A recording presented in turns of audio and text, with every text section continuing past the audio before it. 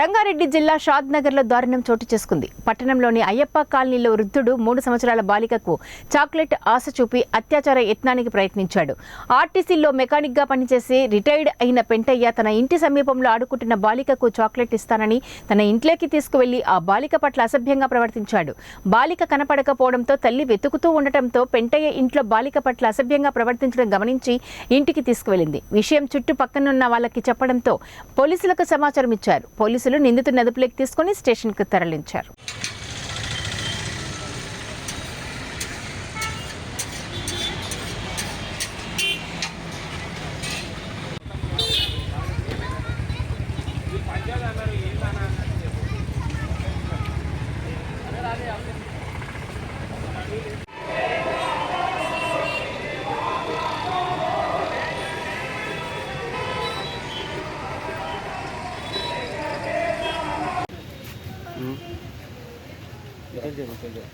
జరుగు